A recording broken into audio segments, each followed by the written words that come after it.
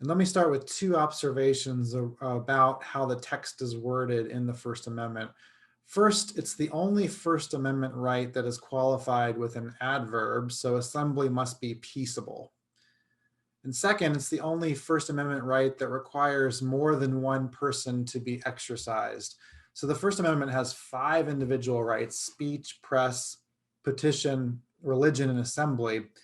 And I can do all of those others on my own. I can start a blog and be the press. I can petition the government. I can speak even if no one's listening. And in at least some religions, I can practice religion on my own. But I can't assemble alone. It requires at least one other person. So the right of assembly points to the relational dimensions of our civic life and our rights. We live, work, worship, and learn, not as individuals, but in groups of people, and those groups shape our deepest values and identities. The right of assembly is also a right of protest, and today we see sustained protests around the world in places like Hong Kong, Lebanon, India, and here in the United States. And in repressive regimes like China and Saudi Arabia that don't allow public protests, they stand out for the glaring violations of human rights that start with the denial of assembly and extend to other rights. But it's also the case that the right of assembly is underprotected even in democratic states.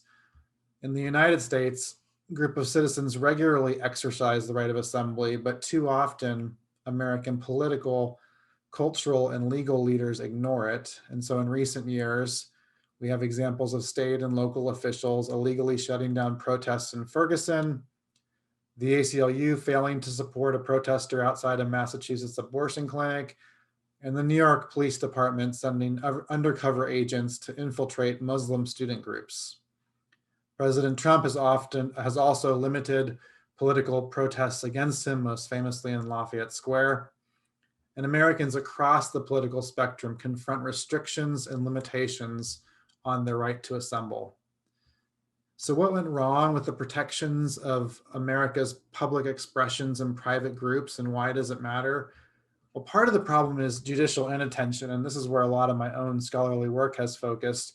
The Supreme Court has not addressed the scope or meaning of the First Amendment's Assembly Clause since 1983, almost 40 years ago. And think about all of the protests and movements we've had since 1983. Instead, protests and demonstrations in this country are governed by free speech doctrine, which ignores the dimension of assembly, its groupness, and its expressiveness, and neglects the importance of collective expression.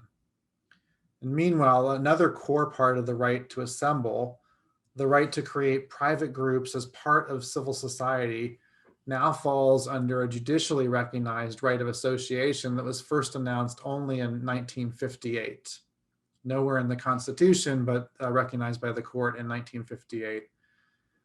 The American founders recognized that a core purpose of the right of assembly is to allow people to resist majoritarian norms and understandings of the common good.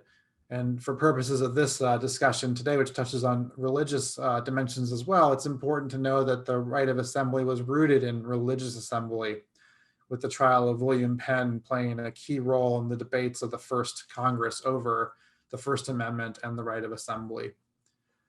The basic recognition is an essential part of living in a diverse society where different beliefs lead citizens to different thoughts on what is best for their country, its people, and its communities. Negotiating conflicts through politics inevitably will produce winners and losers, those elected to office and those defeated, those who benefit from policies and those who suffer from them. But no matter who prevails in the political process, a democratic government must protect the groups and the spaces for people to continue to pursue and express their alternative visions of the common good. This commitment is not cost-free. The right to protest risks disruption, instability, and opens the door to possible political change. The ability to form and maintain groups of people's choosing means some groups will exclude those who don't share their beliefs and values. Tolerating assemblies that do not advance our understandings of the common good means tolerating expression and practices that we may not like. A commitment to assembly is not without limits, and so under well-established law, local authorities and law enforcement can restrict assemblies that threaten imminent incitement to lawbreaking and violence. But these outer constraints still leave a lot of room and breathing space for difference and dissent. That breathing space will only be secured with bipartisan and cross-ideological support for the right of peaceable assembly, no matter the politics or party, no matter the discomfort or angst, as we work together to live in spite of our differences. Thanks very much.